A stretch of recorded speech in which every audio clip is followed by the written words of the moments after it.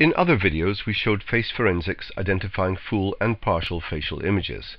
However, it will also detect and recognize faces in video clips and from direct camera feeds. This demonstration uses a video clip of actors James Franco and Anne Hathaway receiving their Oscars at the Academy Awards. We've added still pictures of them to our 6,000 record database to match against.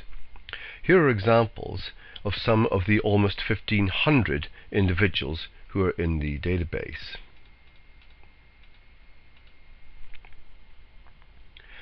If I take the record for Roger Banderas here, there are 4 photographs of him, representing the 4 different occasions on which his record was updated. If, for example, he'd just been arrested and refused to give his name, we can simply click Compare, and Face Forensics will take the encode string for his face, match it against the 6,000 strings representing all the faces in the database, and display all the matches above the recognition percentage. Here they are. The first image, of course, is the record itself that we're searching against, but then below that we get the 3 other images of Roger Banderas, and then below that we'll get false positives for people with similar facial structures.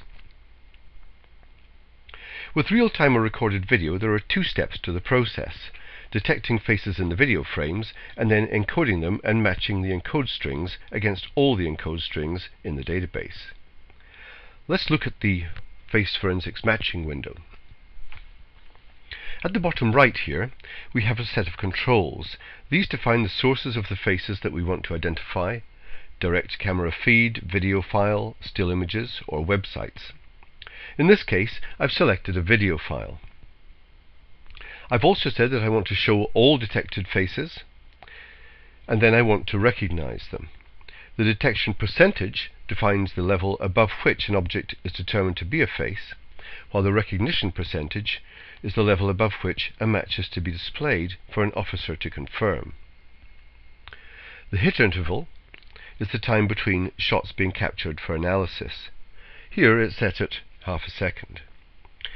We've also clicked multi, as there can be more than one face in any frame. If we leave it as single, Face Forensics will select the dominant face. Matches can be sent to a separate folder if required. To start the process, I click play. Faces of both James Franco and Anne Hathaway are immediately detected and displayed. James Franco is recognized very quickly, despite the fact that his eyes are fairly closed. Anne Hathaway takes longer because at this stage her face is generally at too much of an angle to the camera to be identified. However, you'll see that as the video progresses, it does identify her. The hit interval that we set is significant. The shorter the interval, the more images of the same person will be displayed, but the chances of getting a good image to work with are increased. In this version of Face Forensics, the system will mostly identify faces looking towards the camera. At any time, the video can, if necessary, be paused and individual frames moved through frame by frame. This enables an officer to select the frame that's best for recognition purposes. A benefit of showing detected faces is that where they're not good enough for the system to recognize them, an officer may be able to visually identify someone of interest, for example from a profile. However, the downside is that faces can be detected in every captured frame, and therefore there are likely to be a large number of them. To inhibit this, we can switch off the display of detected faces and just show matches above the defined recognition percentage. Let's try it.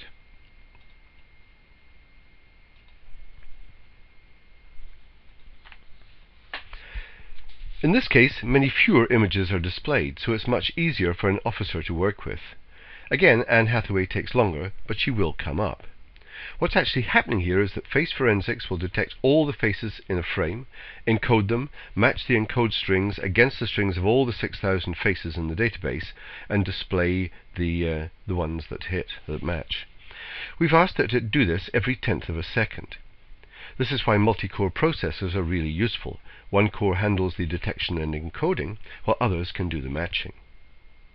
Towards the end of the video, we'll see a couple of false positives, i.e. people whose facial characteristics are similar to a face in the database, but are not actually of the same person. A key requirement with video facial recognition is to keep these to a minimum so that officers surveying the matches are not swamped, while not setting the recognition percentage so high that false negatives are generated. It's worth noting that for a face to be recognized, there should be at least 50 pixels between the eyes, so a small face in a classic 7-11 video clip is unlikely to work. Nonetheless, if a modern camera is set up in a location where a good shot can be captured of an individual looking towards the camera, face forensics can deliver very worthwhile results.